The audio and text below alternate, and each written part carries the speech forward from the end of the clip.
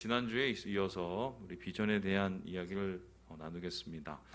오늘 우리가 나눌 말씀은 진짜 비전, 가짜 비전 어떻게 구별을 하느냐, 우리가 어떤 비전을 나눠야 되냐, 이 얘기를 나눌 텐데요. 지난주에 우리 나눴던 얘기를 우리 간략하게 한번 돌아볼까요? 우리가 비전에 대한 이야기를 시작하는 이유는 바로 이 잠언 말씀 때문이죠. 우리 같이 29장 말씀을 같이 한번 읽어보겠습니다. 시작.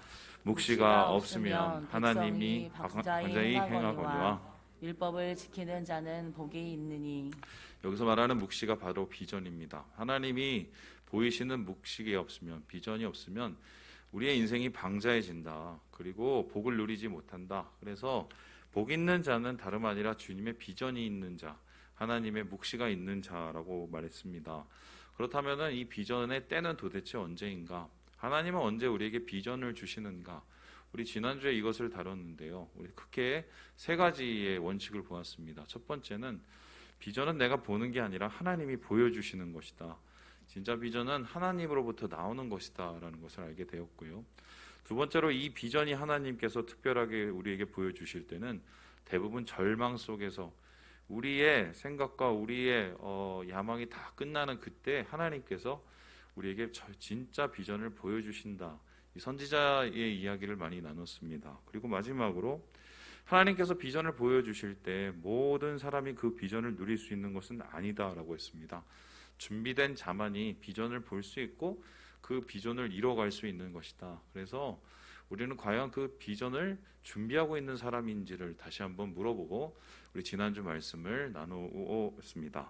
오늘은 이 두 번째 이야기로, 그렇다면 우리가 진짜 바라야 될 그 비전, 이게 진짜인지 가짜인지 어떻게 구분할 수 있을까라는 것입니다. 왜냐하면은 우리가 소위 지난 20년 동안 이거 하나님의 비전이야, 주님의 나라를 위한 것이야, 하나님이 이 비전을 통해서 역사하시고 하나님께서 이 비전을 통해서 기뻐하셔라고 생각하고 끊임없이 달려왔는데 그것 속에서 오히려 그 비전이 우리의 마음을 상하게 하고 교회를 해치기도 하고 심지어는 한국교회 존립을 어렵게 만드는, 한마디로 독소 같은 일을 했기 때문입니다. 예를 하나 제가 들어보죠. 예전에 어떤 목사님이 자기 비전이 뭐라고 하셨냐면은 그 배사역이라고 이야기를 했습니다.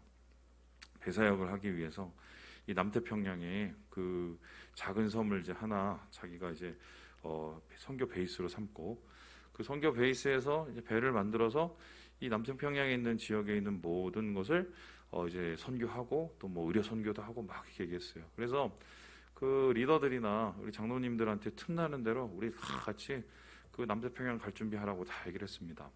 여러분 어떻게 됐을 것 같습니까? 그 목사님 남태평양 그 섬에 발도 못 들었습니다. 그리고 가자고 얘기를 하던 그분들조차도 그곳을 가보지도 채 못했습니다. 그리고 돌아가셨어요. 그리고 그 돌아가시까지 뭘 하셨느냐? 교회 짓고 땅 사고 경쟁하고 이런 일들이 계속적으로 지어졌고요. 진짜 하나님께서 보여주신 그 비전에 대해서는 1도 이루지 못하는, 그래서 이게 진짜 하나님 비전인가 아닌가를 사람들로 하여금 시험 들게 만든 일이 있었어요. 이런 일들이 허다하죠. 목사님께서 야 이게 비전이야, 아니면 교회도 당회에서 이게 비전이야 라고 얘기하다가 건물 짓고 돈 모으고 사람 끌어 모았는데 기껏 나중에 봤더니 무슨 교회 세습이나 하고 앉았고, 아니면 교회 재산을 천정부지로 불려서 무슨 1000억대의 자산을 가진 땅 부자로 교회를 만들어 버리지 않았습니까? 이것이 하나님을 영광스럽게 하는 비전이 아니라 세상으로부터 욕먹게 만드는 독소와 같은 일을 한국 교회들이 많이 저질러 왔어요. 그래서 이 상황 속에서 우리가 다시 비전에 대한 이야기를 해야 되는 이유가 진짜 비전을 진짜 찾아야 될 때다.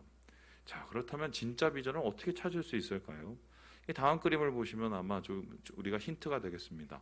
여러분 여기 두 가지의 다이아몬드가 있습니다. 이 다이아몬드 하나는 진짜 다이아몬드고 하나는 합성 다이아몬드입니다. 여러분 이게 어느 게 진짜고 어느 게 가짜인지 구별이 되십니까? 자, 왼쪽 게 진짜다. 한번 손 들어보세요. 왼쪽 거 한 명. 자, 오른쪽 거 두 분, 세 분. 왜 그렇게 생각하세요? 왜? 몰라요? 예. 네? 반사가 좀 덜 돼요? 좀 주장이 맞나요? 이렇게 놓고 보면 구별할 사람이 거의 없습니다. 진짜 다이아몬드하고 합성 다이아몬드가 최근에 합성시키는 기술이 너무 발전이 돼 갖고요. 거의 흡사해요. 그런데 이것을 찾아낼 수 있는 방법이 뭐 여러 가지가 있지만 크게 세 가지가 있어요. 첫 번째는 이 다이아몬드 위에다가 이 펜으로 이렇게 글씨를 써보는 겁니다. S자를 이렇게 써보잖아요. 진짜 다이아몬드는 S자를 이렇게 쓰면 써집니다. 남아요, 흔적이. 반대로 가짜 다이아몬드는 이렇게 쓰면 없어져요. 이 위에 이게 앉지를 못해요. 왜냐하면 이게 이 기름하고 섞이지 않는 뭐 이런 성질이 있기 때문이에요. 두 번째는 뭐냐면 밑에다 선을 하나 쫙 긋고 그 위에다가 두 가지 보석을 올립니다. 그리고 그 밑에 선이 정확하게 보이면 가짜입니다. 그리고 진짜는 안 보여요. 왜냐하면은 빛이 들어왔다가 여러 가지 이 반사되는 것 때문에 투과가 되고 막 이렇게 되었고 그게 사라져 버린다고 합니다. 그래서 아까 얘기했던 것처럼 이게 뭐 더 둔탁해 보이는 이게 진짜일 가능성이 더 많지요. 그리고 세 번째는 어떻게 하냐면요, 물을 떨어뜨려 보면 안 돼요. 그 위에 물을 떨어뜨려 놔서 물이 그냥 쭉 하고 내려가면 가짜고, 좀 뭔가 머물고 어느 정도 이 결정이 생기면 그게 진짜라고 봅니다. 이게 성질상 그렇게 된다는 건데요. 이제 우리가 이것을 해서 대충 바라보기 시작하면 이 왼쪽 게 진짜예요. 여기서 오른쪽 게 가짜예요. 그래서 제가 항상 정답은 문제 있죠. 천연 다이아몬드와 합성 다이아몬드라 써 있죠. 왼쪽 게 진짜, 오른쪽 게 가짜 이렇게 돼 있어요. 자, 이러한 보석이 다 진짜가 아니죠. 반짝이는 게 다 금이 아니죠. 마찬가지로 이게 비전이야 저게 비전이야라고 얘기하지만 세상에서 말하는 비전이 그게 다 하나님의 비전이 될 수가 없고, 심지어 교회에서 지도자들이 말하는 그 비전조차도 진짜 하나님의 비전인지 아닌지 잘 모를 수 있다는 겁니다. 그래서 저는 오늘 여러분과 함께 이 비전 뭐 어떻게 찾아볼까, 이 진짜 비전과 가짜 비전 어떻게 찾아볼까 하는데, 오늘 우리가 보는 말씀이 바로 그 이야기를 이렇게 나타내고 있어요. 우리 함께 32절의 말씀을 같이 한번 읽어보겠습니다. 시작. 여호와의 말씀이니라. 보라, 거짓 꿈을 예언하여 이르며 거짓과 헛된 자만으로 내 백성을 미혹하게 하는 자를 내가 치리라. 내가 그들을 보내지 아니하였으며 명령하지 아니하였나니 그들은 이 백성에게 아무 유익이 없느니라. 여호와의 말씀이니라. 예레미야 때는 덜망의 때죠. 이때 하나님께서 비전을 주십니다. 그런데 그 비전을 받은 사람이 예레미야만이 아니라 뭐 하나냐와 같은 다른 선지자들도 있었어요. 그런데 하나님께서 이스라엘 백성을 향해서 회개하라, 너희들이 좀 있으면 멸망한다를 얘기하고 있었을 때, 이 예레미야에 반대되는 이 선지자들은 아니다, 평안이다, 회복된다, 더 잘된다, 이러한 하나님에 대한 전혀 반대되는 꿈에 대한 이야기를 합니다. 자, 그러면 제가 질문을 해보겠습니다. 자, 좀 있으면 멸망한다. 이 사람이 더 많았을까요? 아니다, 평안이다, 잘된다. 이 사람들이 더 많았을까요? 그 당시에? 멸망한다고 말한 사람은 예레미야 혼자. 나머지는 다 잘된다, 걱정 마라, 더 좋아진다. 이 얘기를 하고 있었어요. 자, 이걸 보면은 오늘날도 좀 우리가 구별해야 할 수 있는 해안이 필요하다는 걸 다시 한번 깨닫게 되는 거죠. 근데 이 사람들이 예언을 할 때 하나님의 이름을 빌어서 얘기를 했고, 하나님이 보여주셨다고 해서 진짜처럼 얘기를 합니다. 사람들이 듣기에 좋게 얘기하니까 사람들이 그걸 받아들입니다. 그리고 진짜 비전을 얘기하는 이 예레미야를 오히려 죽이려고 합니다. 근데 이 비전에는 아주 치명적인 약점이 있었었는데요. 27절을 보면 다음 것처럼 얘기합니다. 우리 같이 한번 읽게하죠. 시작.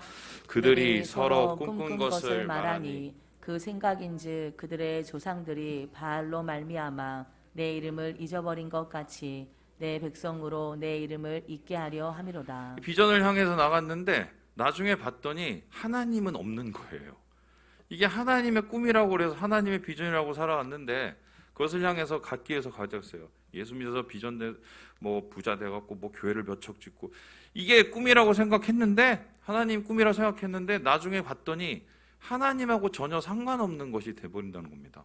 그래서 이 잘못된 비전이 가져다주는 폐해, 교회가 아니고 하나님의 꿈이 아니게 만드는 전혀 반대의 결과를 낳게 된다는 것이죠. 자, 그럼 본격적으로 시작을 해봅시다. 그렇다면 이 진짜 비전, 진짜 꿈, 그리고 가짜 비전, 이 짝퉁 비전을 어떻게 하면 우리가 구별할 수 있을까?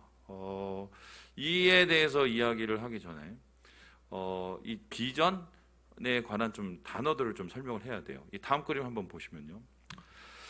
이 비전, 사명, 소명 이 세 가지 말이 되게 비슷한데 조금씩 달라요. 이 정원에 대한 비유를 보면 알 수 있는데 여러분 이게 여기가 한때 굉장히 찬란하고 아름다웠던 이 정원이 있었던 곳이라고 합니다. 이것을 보면서 야 옛날에 이거 진짜 되게 이뻤는데 왜 이 모양이 됐지? 아 너무 아프다. 내가 여기를 다시 아름답게 가꿔야지.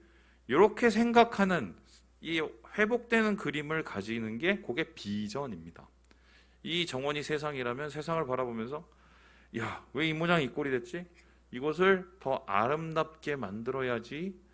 우리가 더 찬란하게 만들어야지. 그게 내 삶이라면 그것을 더 아름답게 가꿔야지. 이게 비전이에요. 그런데 이 정원을 다시 옛날처럼 아름답게 만들기 위해서 뭐가 필요할까요? 어떤 사람은 쓰레기를 치우는 것으로부터 시작을 하고 어떤 사람들은 뭐 꽃을 좋아해서 꽃을 갖다가 막 심을 겁니다. 각자가 이 정원을 만드는 방법이 달라요. 그거를 가지고 사명이라고 합니다.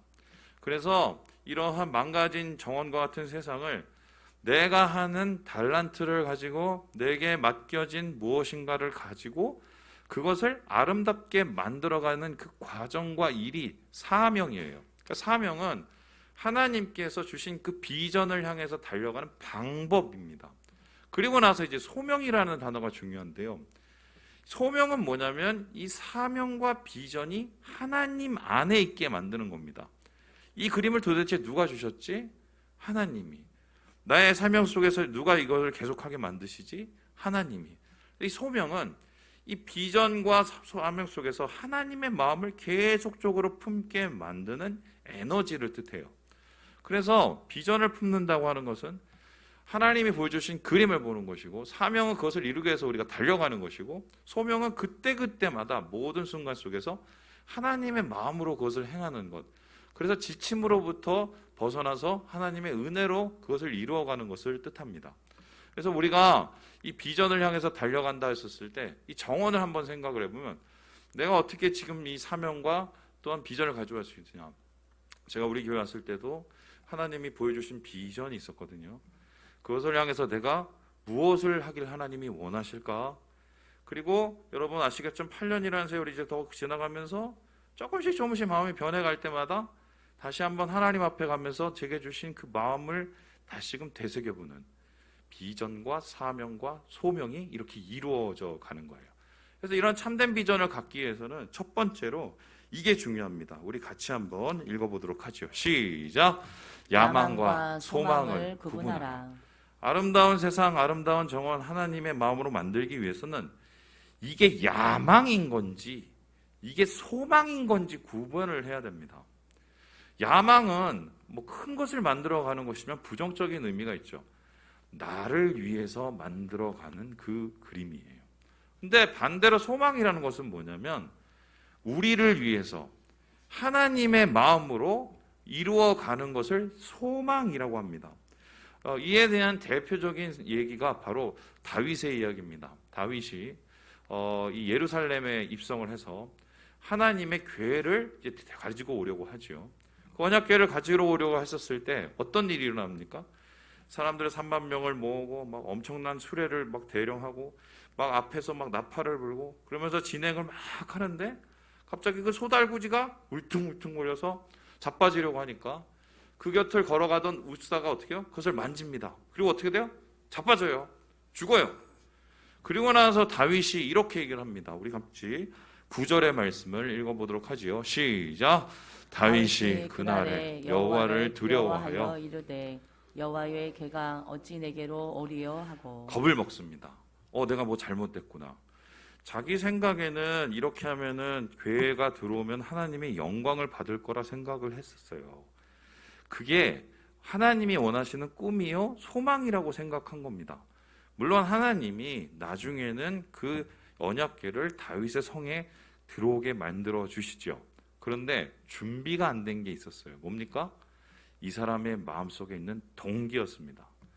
100% 하나님을 가까이 원하는 마음으로 이 언약궤를 이스라엘 예루살렘 성에 들여오는 게 아니라 내가 이거를 들어와서 뭔가 높아지고 견고해지고 내 이름이 또 뭐 찬란해지고 이러한 이기적인 마음이 그 안에 있었던 거예요.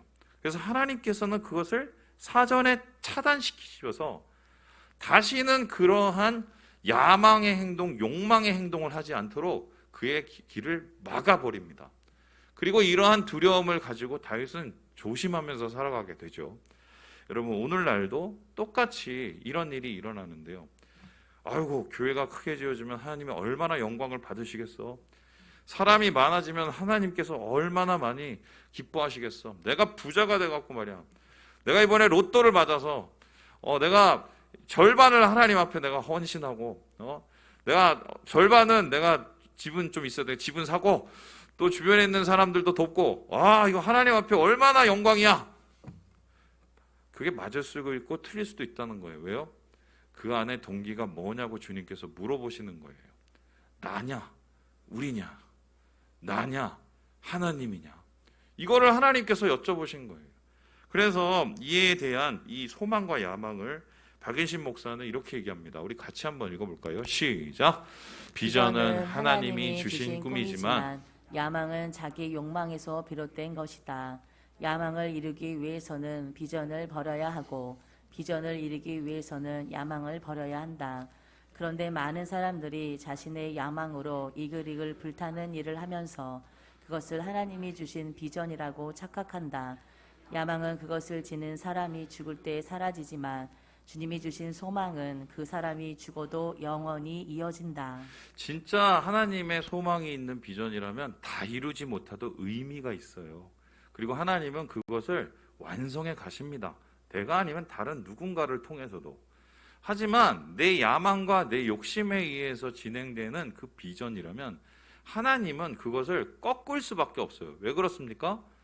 앞에서 보시는 것처럼 예레미야에 반대되는 그 선지자, 거짓 선지자를 통해서 오히려 하나님과 멀어지기 때문입니다. 그래서 하나님께서는 야망이 아니라 소망의 비전을 가지라고 이야기를 합니다. 여러분이 가지고 있는 그것들 왜 하나님이 잘 들어주시지 않을까? 하나님 너무하신 분 아니야? 라고 질문하기 전에 솔직하게 우리 자신에게 물어보셔야 돼요. 이게 정말 나를 위한 것인지, 우리를 위한 것인지, 아니면 나를 위한 것인지, 하나님 나라를 위한 것인지 솔직히 하나님 앞에 물어보고 우리가 다시 자리매김을 해야 진짜 비전 가질 수 있다는 것입니다. 두 번째로 그렇다면 진짜 비전을 찾는 법은 무엇일까요? 우리 같이 한번 읽어보도록 하겠습니다. 시작. 인정과 순종을 구분하라. 이 진짜 비전을 방해하는 게 두 번째로 있는데요. 뭐냐면 인정 욕구입니다. 야망, 그러니까 뭔가 내 욕심을 채우기 위한 그 마음이 비전을 갖는 것을 방해한다면, 두 번째로는 사람들이 나를 어떻게 보고 나를 어떻게 높여줄까를 가지고 고민을 하다가 인정에 넘어져서 가짜 비전이 진짜 비전인 것처럼 찾게 돼요. 그 대표적인 예가 여러분 잘 아시는 사울이죠. 사울이 하나님의 명령과 계시를 받습니다. 비전을 받은 거죠. 뭡니까? 야, 너 내 해묵은 그 갈등을 좀 해결해 주렴. 저기 아말렉을 가갖고 완전히 이제 끝내버려라. 이제 그 사람들은 이제 내 심판의 칼날 앞에 서야 된다라고 말씀하셨어요. 그리고 사울은 그 하나님의 계명, 하나님의 명령, 그 비전을 가지고 아말렉으로 갑니다. 주님이 도와주셔서 완전히 끝장내 버려요. 그리고 돌아왔어요. 그러면 여기까지는 하나님의 비전을 이루어가는, 사명을 이루어가는 사람이죠. 그런데 어떻게 됐습니까? 도착했을 때 사무엘이 사울을 욕을 하고 비난을 합니다. 그랬더니 사울이 화를 냅니다. 아니, 시키는 대로 했는데 싸우라면서요 가서 싸우고, 죽이라면서요 죽이고, 내가 가서 다 멸망시키라면서 멸망시켰어요. 근데 뭐가 잘못됐다는 거예요. 근데 여기서 사울의 본심을 깨뜨리면서 사무엘이 이런 말을 합니다. 우리 함께 사무엘하 15장 말씀을 같이 한번 읽어보도록 하지요. 시작. 사무엘이 이르되 여호와께서 번제와 다른 제사를 그의 목소리를 청종하는 것을 좋아하심같이 좋아하시겠나이까. 순종이 제사보다 낫고 듣는 것이 순양의 기름보다 나으니. 사실 사울은요, 반만 하고 반은 안 한 겁니다. 왜 안 했느냐? 솔직하게 나중에 물어봤어요. 아니, 다 멸절시키라고 해렘하라고 얘기했는데 안 하지 않았습니까? 그랬더니 말을 합니다. 맨 처음에 변명을 되게, 좋은 것을 하나님께 갖다 바치려고요? 그러면 저기 왕은 왜 끌고 왔습니까? 저거를 하나님 앞에서 내가 영광을 돌리려고 합니다. 거짓말을 하지요. 그랬더니 이 사무엘이 사울에 대해서 하나님의 말씀을 전하죠. 왕의 날은 이제 끝났다. 그때 그 말에 사울이 무너지고 뭐라고 합니까? 바짓가랑이를 붙잡죠. 내 체면 좀 살려주세요. 내가 그러려고 근 게 아니라 쟤네들이 자꾸 뭐 달래갖고 내가 그래갖고 그냥 준 거예요. 그리고 뭐 어쨌든 누이 좋고 매부 좋은 건데 사람들 앞에서 내 체면 좀 세워주세요. 이렇게 얘기를 했어요.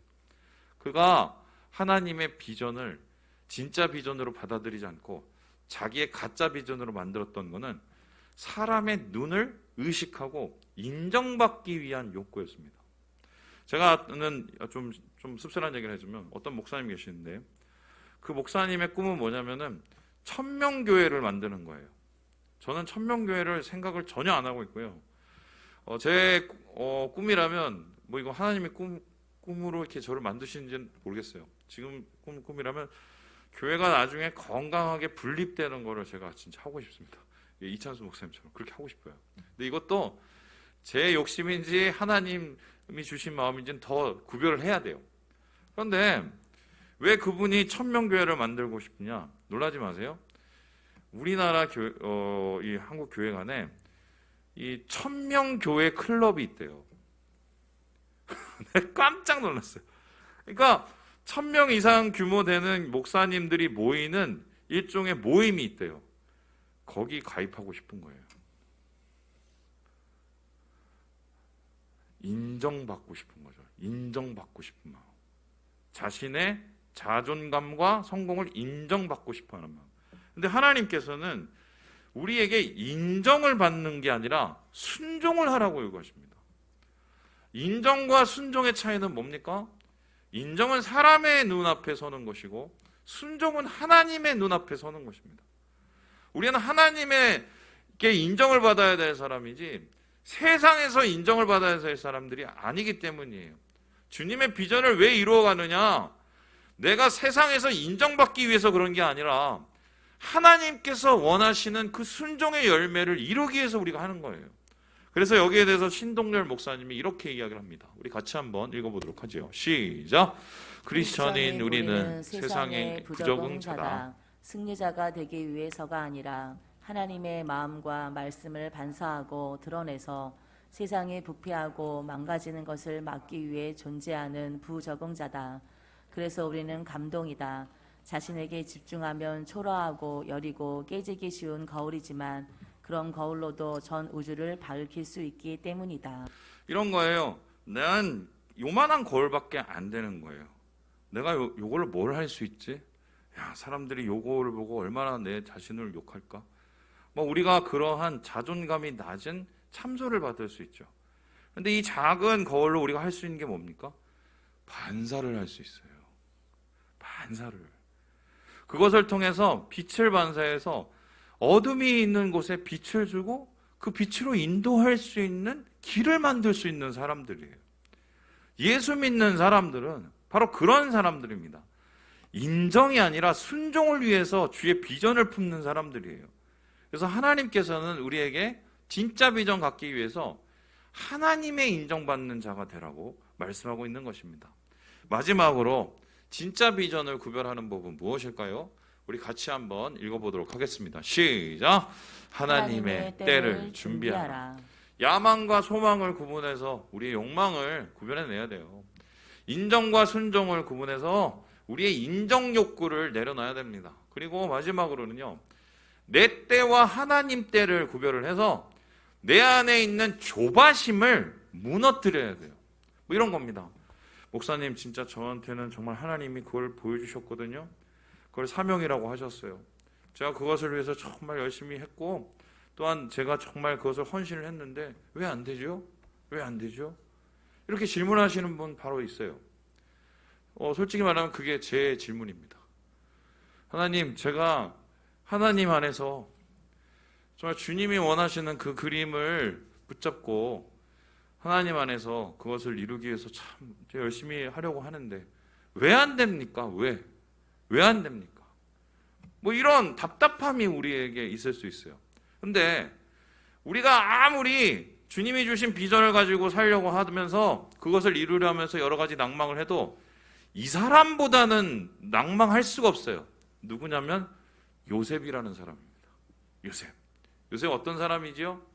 어렸을 때 비전을 봤어요. 자기가 보고 싶어 본 거 아니에요. 막 달이 와서 막 절하고 별이 와서 절하고 뭐 볕단이 와서 절하고 내가 본 것도 아닌데 자꾸 봤다고 그러니까 주변 사람들이 막 야 저놈 저거 봐라 저 채색 옷을 입은 자 빈정거리고 그래서 형제들이 아주 그냥 매몰찬 이 미움을 받게 되죠. 그래도 본 거예요. 그런데 어떻게 됩니까? 다윗이 그 본 것 때문에 어떻게 돼요? 완전히 형들에게 배신을 당해서 애굽으로 팔려가게 되죠. 애굽으로 팔려가서 뭐랍니까? 하나님이 또 보여주세요. 그래갖고 옆에 있는 사람 억울함도 해결해주고 그리고 심지어는 무슨 간수장에게도 또 뭔가를 또 해결해주고 계속 하나님이 보여주시는데 자기는 계속 똑같이 더 나빠지는 거예요. 난 왜 이 모양 이 꼴이지? 나중에 이 사람이 총리가 되었어요. 그리고 자기 형제를 다시 만났어요. 그때야 비로소 이 사람이 깨닫게 됩니다. 뭐라고 얘기하죠? 우리 함께 45장 창세기 말씀을 읽어보도록 하지요. 시작. 당신들이 나를 이곳에 팔았다고 해서 근심하지 마소서, 한탄하지 마소서. 하나님의 생명을 구원하시려고 나를 당신들보다 먼저 보내셨나이다. 내가 돌아보니까 이때를 위해서 하나님이 나를 여기에 보내신 것 같아요. 내가 왜 그렇게 하나님 보여주신 거를 바라보면서 했는데 왜 안 되지 했는데 그 시간이 바로 이때를 위한 것이었나 봐요. 나를 위한 게 아니라 그들의 가족과 공동체를 살리고 더불어서 요셉이 뭡니까? 애굽에 있는 모든 백성을 그 가뭄으로부터 지켜내잖아요. 이때를 위해서 하나님이 나를 준비시켰네요. 자기의 때를 생각하고 하나님이 보여주신 것을 자기의 시기에 계속 맞추면 답답합니다. 답답해요. 이게 왜 이렇게 안 돌아가? 국방부 시계보다 더 안 돌아가요. 막 답답해요. 그런데 비로소 하나님에 대한 그 때를 발견하고 그 비전이 이루어지는 그 과정과 시간을 깨닫게 되니까 이 요셉의 그런 원망과 마음속에 있는 여러 불신들이 하나님 안에서 뭐예요? 감사와 은혜로 바뀌게 되는 이 말씀이 바로 창세기의 끝이에요. 이 창세기의 끝의 장면이 바로 이겁니다. 비전을 드디어 깨달은 요셉, 이 이야기예요. 이 이야기를 통해서 이스라엘 백성들에게 무슨 얘기를 하고 싶었겠어요? 그 당시 바벨론 다 끌려가고 막 노예살이하고 종살이하고 하나님이 무슨 거룩한 제사장 나라 만들었는데 왜 이 꼴이야? 이 때를 위해서 먼저 보내셨나이다. 비전의 때를 하나님의 시간으로 마치는 작업을 하라는 거예요. 그래서 저는 오늘 이 말씀을 제가 준비하면서 제 자신을 참 많이 돌아봤습니다. 제게 있어서는 참 답답함과 조바심이 가장 큰 영적인 그 장애가 아닐까 싶어요. 성격이 급해서 할 때는 되게 열심히 하는데 안 되면 막 스스로 막 꺼지고 승질나고 화가 나고 막 지치고 이게 계속 무한 반복이에요. 근데 왜 하나님께서 계속 그렇게 하실까? 제가 보니까 두 가지였던 것 같아요. 결과적으로 하나님 앞에 겸손한 자가 되게 하시려고 준비를 시키신 거고 그럼에도 불구하고 하나님이 이루신다는 것을 보게 하시려고 하나님이 이것을 이렇게 만들어 가신 것이 아닐까. 부족함을 보고 또 하나님의 은혜를 바라보는 게 이 기다리는 시간에 하나님이 원하시는 거죠. 여러분, 조바심은 항상 우리를 괴롭힙니다. 그리고 욕망은 우리를 항상 혼돈케 만들고요. 남에게 인정받으려는 그 시선에 대한 욕구는 우리를 엄청나게 혼란스럽게 만듭니다.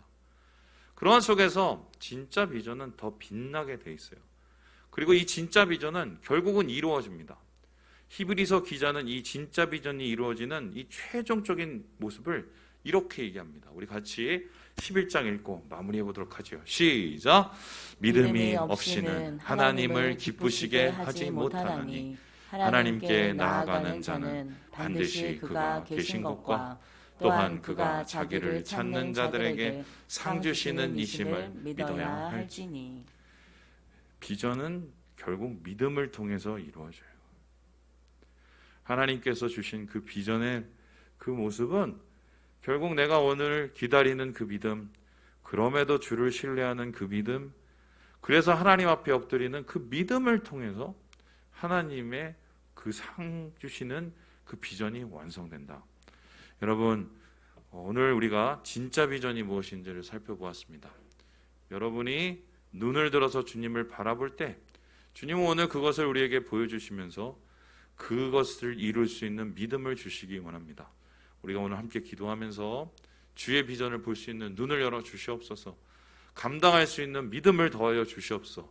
우리 함께 기도할 때 주님의 은혜를 모두 경험하시는 우리 모든 형제 자매들 되시길 주님의 이름으로 축원합니다.